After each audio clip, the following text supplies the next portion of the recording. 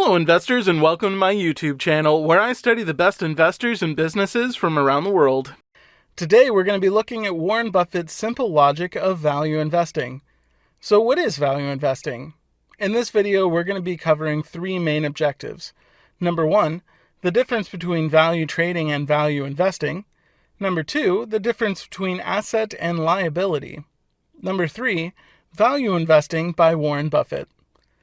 So let's get started. So to get this started with number one, the difference between value trading and value investing, we're going to go ahead and visit a person called Kyle McDonald who wrote this book called One Red Paperclip. This is Kyle McDonald, and he started a blog called One Red Paperclip, and he did an experiment where he traded off one red paperclip, and he wanted to see if he could trade up in value and see what the item was that he could trade it into. So he started off with one red paperclip, and the next thing that he traded a paperclip for, and as he was trying to go up in value, let's say that his paperclip was maybe worth 5 cents, so he traded up to a fish pin. So let's just say the fish pin was worth $1. He therefore traded the fish pin with what looks like a doorknob. And so he kept trading items, getting up into a camping stove, and each item kept progressively getting more valuable, clear up to a house, and he traded all of those items within a year to a year and a half, and something that he understood was that he knew with the value of the next item he was trading up into what it was worth, and so he just took advantage of that till he actually owned a home at the end of all the trades. So this is the big question. Was Kyle McDonald conducting value trading or value investing? Kyle was actually doing value trading. There's a pretty big difference between value investing and value trading. When he made that trade with the other person for that fish pin, when the trade happened, he held that fish pin and he was waiting to trade for that doorknob. Let's say that was over a 5-day period as he was holding that fish pin immediately after the trade with the paperclip. In those 5 days that he held on to that fish pin, the fish pin did not become more valuable during that time. The fish pin did not grow in value while he held it. It just pretty much stayed exactly the same. So if it was worth $1 on day 1, then it was worth $1 on day 5. It didn't go up in value at all. So that's why this is value trading as opposed to value investing. So if you hold an asset throughout that trading period, it would not only hold its value, but it also grows in value and puts more money in your pocket. Therefore, in order to understand value investing, we have to figure out what is an asset. Okay, because the fish pin is not an asset, that's just an item that he's going to continue to hold its value. So we can look at 4 items and decide if it's an asset or not. The first is a house. Okay, what would you call a house? An asset or not? This is the second objective we can cover. Number 2, the difference between an asset and a liability. Now, a lot of people argue that a house is an asset, but it simply maintains its values, so by that definition, it's not an asset.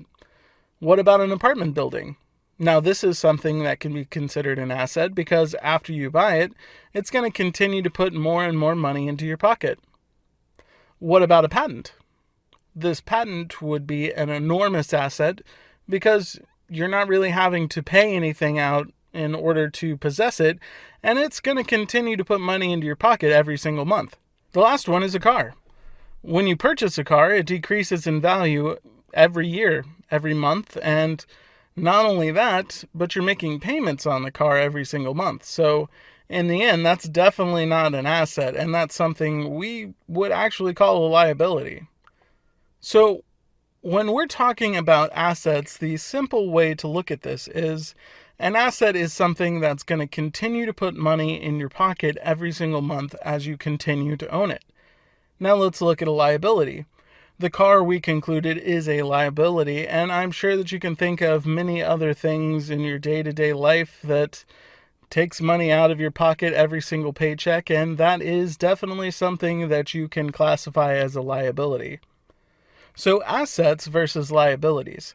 The assets are going to put money into your pocket. The liability is going to take money out. So when we're trying to define a person who's wealthy versus a person who's not wealthy, the wealthy person is the person who accumulates assets every month. They're doing whatever it takes in order for them to buy and own and possess more and more assets.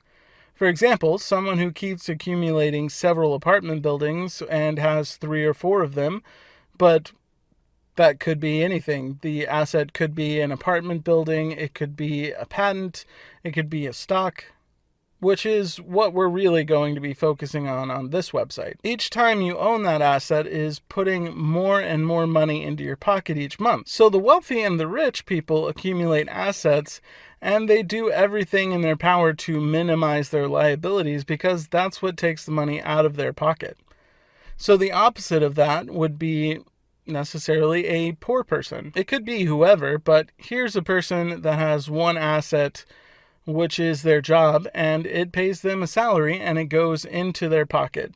And then this person accumulates liabilities, and so they have the exact opposite thing happening where they can't really never improve their way of life and their social standing. So what is value investing? We talked about value trading with the paperclip and how Kyle McDonald was always trading that paperclip up, but the difference between value trading and value investing is when you are value investing, you do exactly what Kyle was doing with the paperclips, but you're doing it with assets. So when you're holding that fish pin for 10 days or a year or whatever the case would be, that fish pin is actually growing in value and it's increasing and putting more money into your pocket as you wait for the next trade. If you even do the next trade, the asset alone might be enough to just keep putting money in your pocket. So that's really what value investing is. So let's talk about the third point and study how Warren Buffett invests. Number 3, value investing by Warren Buffett. So let me walk you through a scenario to see how Warren Buffett invests. So when Warren Buffett conducts value investing, it would go something like this. Wow, look, here's a company called See's Candy. I'm going to look at all of their financial information and determine what I think the company is worth. After a little analysis, he determines that the company is worth $40 a share. In an effort to buy the shares in the company, he looks at what he can buy the shares for on the stock market. So he goes on his computer, and after reviewing the market price, he notices that the shares are only selling for $30 a share, which is $10 less than what he thought the company was worth per share. Great! What a great deal. I'm going to buy some shares of this company at a really good deal. Then, while I own part of this company, I'll continue to get paid for owning this asset. In the long run, Buffett purchases the company and it returns to its intrinsic value of $40 a share, and he gets paid money every month for the sale product that the company makes. So that's really what he's doing. In a nutshell, he goes in, he could care less what the company is trading for in the market. He just doesn't care, and he doesn't even look at that. He goes right for the financial data from the company's 10K statement. He looks at the company and he figures out what he thinks the company is worth. Okay, he thinks it's worth $40 a share, and then he goes and he looks at what the company is actually trading at per share. He'd go on and then he'd look at it and be like, oh, it's trading at $30. I thought it was worth $40. I think it's a good business, so I'm going to buy it, and he does, and then he holds it, and that asset continues to pay him month in and month out. Although Warren Buffett is a really smart investor, he actually learned 2 fundamentals of value investing from his Columbia professor, Benjamin Graham. Graham is often known as the godfather of value investing, and he's written 2 very famous books. Those books are Security Analysis and The Intelligent Investor.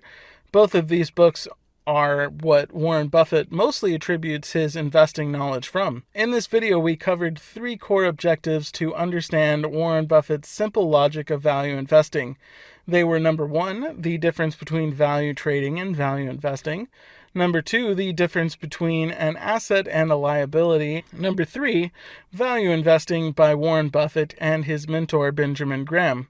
So thank you so much for watching this to the end. I hope that you enjoyed this video and the 3 objectives. If you did, please click the like button, comment, and subscribe to this channel. Thanks once again, and we'll see you in the next video.